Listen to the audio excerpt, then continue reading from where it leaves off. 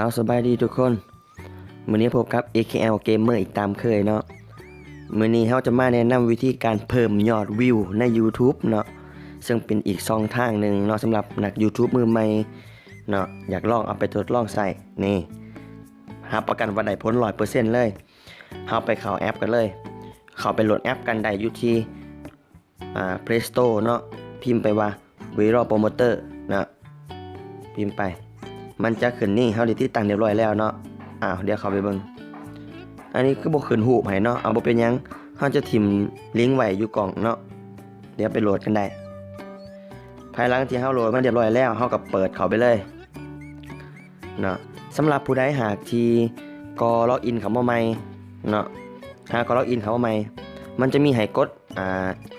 เข้าแอปเนี้ยต่างๆนี่แหละกดเข้าเงินใครก็กดเข้าไปแล้วเนาะบ่มีปัญหาหยังจนมันได้หน้าตาแบบนี้แล้วเนาะภายหลังที่เฮาได้แบบนี้แล้วเฮามากดเข้าบอลนี้ปึ๊บแล้วเฮาเข้ามาบอลนี้เนาะ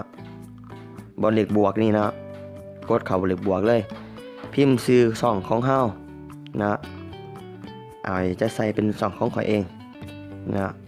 AKL Gamer แล้วก็กดคำว่า Channel เป็น2เนาะหรือเขาจะหาเป็นวิดีโอก็ได้แต่เขาจะหาเป็น2เลยเหรอเนาะมันจะง่ายกว่านี่เขาจะขึ้น2ขึ้นมาแล้วเขาก็กดบวกขึ้นเลยบวกไปกดบวกไปขึ้นในนั้นแล้วเขาก็มากดเข้าบอล2ของเขานี่แหละปึ๊บมันจะมีวิดีโอของเขาเล่นกันเนาะตอนนี้วิดีโอของข่อยก็จะมีประมาณนี้แล้วเดี๋ยวตอนนี้เขาจะโปรโมทลองไปโปรโมทอันนึงเนาะเขาจะกดเลขบวกไปปึ๊บ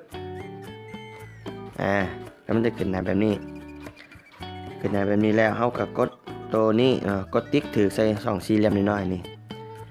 โจจำนวนเงินเนาะปัจจุบันนี้ข่อยมีเงินอยู่400เนาะขอยก็โปรโมทไปเลยแล้วก็เวลาในการหับส้มข่อยให้เพิ่นเบิ่งคลิปนี้ตัวอย่างว่า2นาทีต่อ400เลยหรือว่าเอา200ก็ได้1นาทีใครเบิ่งครบ1นาทีได้เงิน200ไปแต่ข่อยว่างเดิมพันไปอยู่400นะแต่ข่อยลงไปอยู่400คนก็เบิ่งได้อยู่2วิดีโอ2วิวเท่านั้นเงินข่อยก็เบิดแล้วภายหลังที่เฮากดเรียบร้อยแล้วเฮาก็กดเซฟไปเลยอย่าลืมเนาะกดติ๊กถึกตัวนี้ไป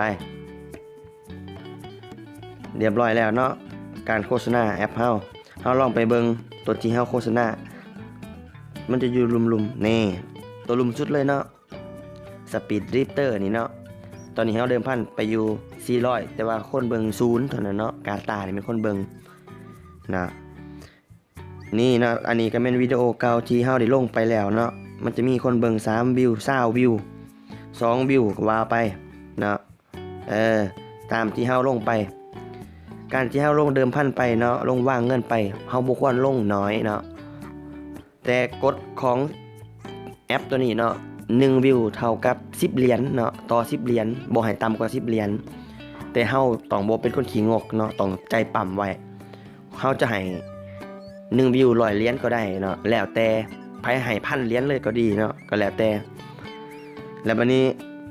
เฮามาบัดนี้ภายหลังที่เฮาโพสต์ไปเรียบร้อยแล้วเนาะแล้วเฮาอยากหาวิธี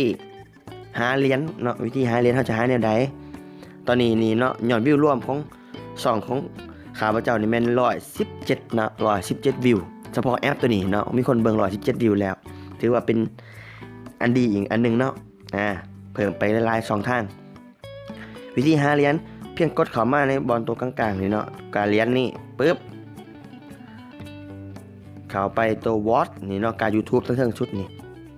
ไปนี่เนาะแล้วเฮามาเบิ่งวิดีโอของเขาเจ้าเนาะแล้วเขาจะตั้งกฎคือเฮานี่แหละว่าถ้าเบิ่ง2นาทีเขาจะให้400เหรียญนี่ก็ตัวนี้ก็ให้หลายอยู่เนาะเดี๋ยวเฮาจะมาเบิ่งลองเบิ่งวิดีโอสั้นๆเนาะเดี๋ยวให้เบิ่งก่อนเอาวิดีโอจักนาทีนึงมีบ่มีวิดีโอนี่เนาะเดี๋ยวจะเบิ่งวิดีโอนี่ให้เบิ่งเปิดไปเลยถ้าว่าเฮาเบิ่งครบตามจำนวนเรียบร้อยแล้วเนาะเขาจะได้เหรียญ100นะ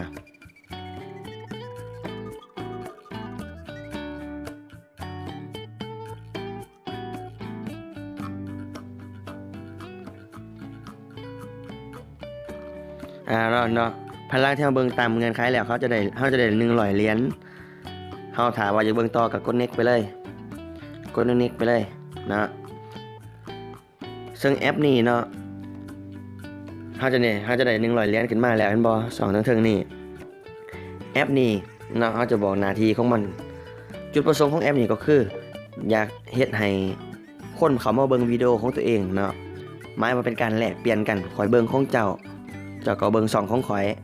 ก็เดิมพันให้เจ้านี่จังซี่นะต่างฝ่ายต่างเบิ่งความจริงแล้วเขาก็บ่ได้อยากเบิ่งวิดีโอของเขาเพราะปานใดดอกเนาะเพียงแต่เขาอยากได้เหรียญเพื่อมาโปรโมทช่องของเขาเท่านั้นเนาะ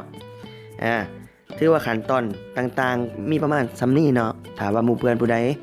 หากถูกใจเนาะหรือว่าเฮ็ดได้หรือบ่ได้ก็ให้คอมเมนต์ไว้บอกไว้แด่เนาะเพื่อให้หมู่เพื่อนฮู้นำเนาะคลิปนี้เราจะจบเพียงเท่านี้เนาะ